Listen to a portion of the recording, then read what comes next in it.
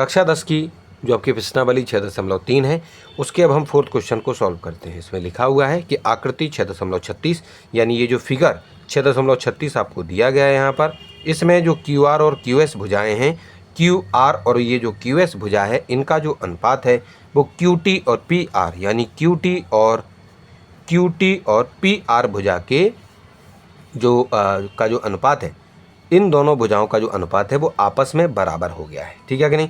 यानी कि Q R और क्यू एस का जो अनुपात है और जो क्यू टी और क्यू पी का जो क्यू टी और पी और ये जो पी आर है, इनका जो इन भुजाओं का जो अनुपात है वो इन भुजाओं के अनुपात के बराबर आपका है।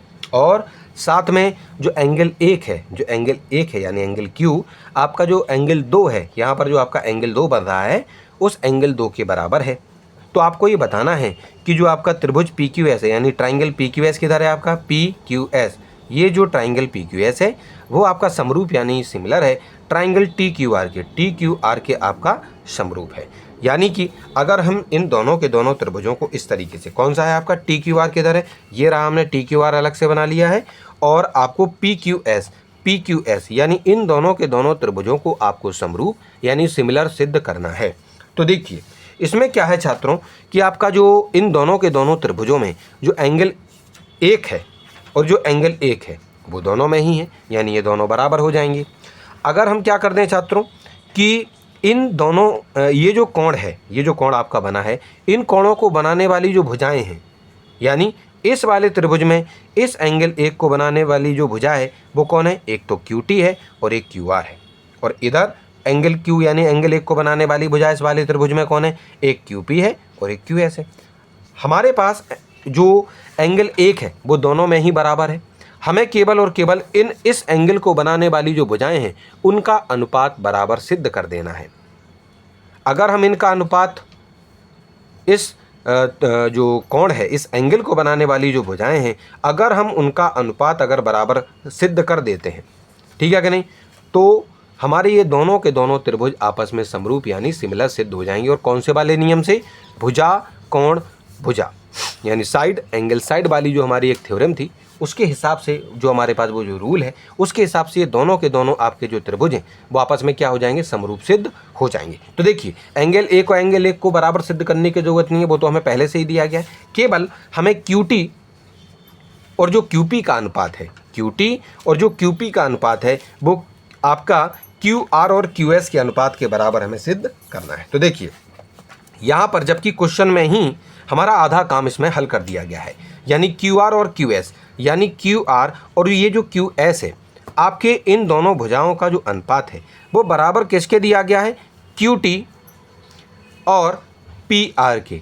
अगर क्यू टी का जो अनुपात है, अगर केवल और केवल क्यू पी के यहाँ पर अगर ये जो पी आर लिखा हुआ, अगर इस स्थान पर केवल क्यू पी लिखा होता तो हमारे इन दोनों भुजाओं का जो अनुपात है वो बराबर सिद्ध हो जाता। तो केवल और केवल हमें इस पी आर की जगह, ये जो आपकी पी आर भुजा है, इस पी आर भुजा के स्थान पर केवल और केवल हमें क्यू पी लाने की आवश्यकता है। अगर हम केवल क्यू पी लेकर आ जाते हैं तो पूरा काम हमारा यहाँ पर जो है हो जाएगा और ये दोनों के दोनों जो त्रिभुज हैं उनको हम समरूप यानी सिमिलर सिद्ध कर देंगे। तो देखिए इसके लिए हमें क्या करना है छात्रों, देखिए अगर हम इसमें एक और त्रिभुज देखें बच्चों इसी वाली आकृति में, तो आपका पी क्यू आर, ये पूरा बड़ा वाला ये जो त्रिभुज है बच्चों, ये पी क्यू आर हमें यहाँ देखने को मिल रहा है। अब हमें एक बात बताइए छात्रों, अगर हमारे पास कोई एक त्रिभुज होता है और उनके दो कोण अगर हमारे बराबर होते हैं तो ये समद्विबाहु त्रिभुज के अंतर्गत आता है और उसकी जो साथ वाली जो भुजाएं हैं वो भी आपस में बराबर हो जाती हैं। इस चीज़ का आपको ध्यान रखना है। यानी इसमें हमें क्या मिल जाएगा कि आपकी जो भुजा क्यू पी है वो बराबर हो जाएगी पी आर के। तो देखिए छात्रों, जहाँ पर ये जो पी आर लिखा हुआ है, ये जो पी आर है, पी आर किसके बराबर है, क्यू पी के, और वहाँ पर हमें क्यू पी ही चाहिए था, उसकी ही ज़रूरत थी। तो हम क्या करेंगे, इस पी आर को हटाकर इस वाले त्रिभुज के का जो अभी हमने जो पढ़ा है समद्विबाहु त्रिभुज, यानी ये आपका आइसोस्केलेस ट्राइंगल जो हमने अभी इसको सिद्ध कर लिया है, उसके हिसाब से ये दोनों की दोनों भुजाएं आपस में हमारी बराबर थीं उस वजह से केवल और केवल हम इस जो पी आर है उसको हटाकर उसके स्थान पर इस वाले नियम के हिसाब से ये जो हमने अभी अभी सिद्ध कर लिया है उसके स्थान पर हम क्यू पी लिख देंगे और हमारे ये दोनों के दोनों जो आपके त्रिभुज हैं वो आपस में समरूप सिद्ध हो जाएंगे। ठीक है कि नहीं? तो यही सब कुछ यहाँ पर बच्चों हमें इसमें लिखना है। हमें लिख देना है कि in triangle P Q R, आपका जो पी क्यू आर त्रिभुज है, इस वाले त्रिभुज में अगर बच्चों हम देखते हैं कहाँ है आपका पी क्यू आर, ये रहा आपका, तो हमारा ये रहा आपका पी क्यू आर वाला त्रिभुज। यही इसमें बोला गया है कि आपको पी क्यू आर त्रिभुज में देखना है सबसे पहले। ये यहाँ पर इसका हिंदी लिखा हुआ है, आप हिंदी में भी देख लीजिएगा इसमें। ठीक है कि नहीं? चलिए सबसे पहले हम देखते हैं in triangle P Q R, यानी पी क्यू आर वाला आपका जो त्रिभुज है उसमें जो आपका एंगल पी क्यू आर है, आपका जो पी क्यू आर है ये वाले, इस वाले कोण की बात कर रहे हैं, वो आपका बराबर किसके है? एंगल पी आर क्यू के, पी आर क्यू के, यानी एंगल ए को एंगल दो, तो हमें क्वेश्चन में ही दे रखा था कि ये दोनों बराबर हैं। इतनी बात हमने लिखी।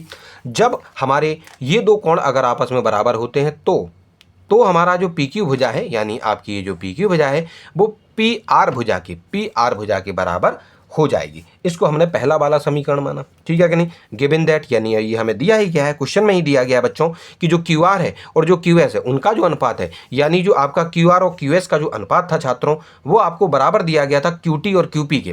क्यू टी कहाँ है? क्यू टी और आपका यहाँ पर हालांकि क्यू पी नहीं है, यहाँ पर पी आर आपको दिया गया था यहाँ पर। ठीक है कि नहीं? पी आर दिया गया था। ठीक है, तो हमने क्या कर दिया, केवल और केवल यहाँ पर जो पी आर था उसको हटाकर आपको जो है पहले वाले समीकरण के हिसाब से, क्योंकि पहले वाले समीकरण में जहाँ जहाँ पी आर था ना वहाँ पर हमने क्या लिख देना है, आपका पी क्यू या क्यू पी लिख देना है पहले वाले समीकरण की मदद से। तो इस प्रकार से पहले वाले समीकरण की मदद से जहाँ पर क्वेश्चन में हमें यहाँ पर पी आर दिया गया था, हमें आपके देखिए इस क्वेश्चन में देखो हमें क्या दिया गया था यहाँ पर पी आर, इसको हटाकर हमने इस पहले वाले समीकरण की मदद से पी आर क्योंकि पी क्यू के बराबर था उसको हटाकर हमने पी आर को हटाकर वहाँ पर क्यू पी लिख दिया है। ठीक है कि नहीं? तो ये हमारा दूसरा समीकरण बनकर तैयार हो गया।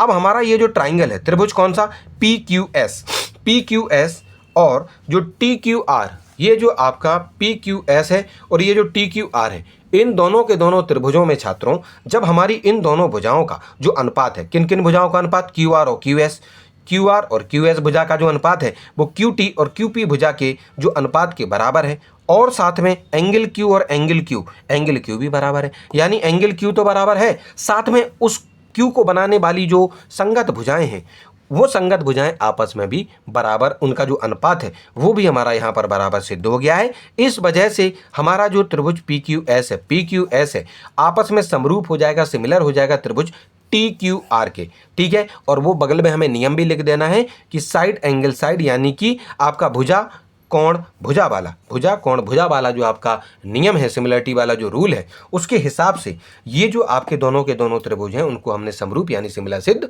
कर दिया है। ठीक है, तो इस प्रकार से आपका ये जो क्वेश्चन है फोर्थ वाला वो भी हमारा सॉल्व हो गया है।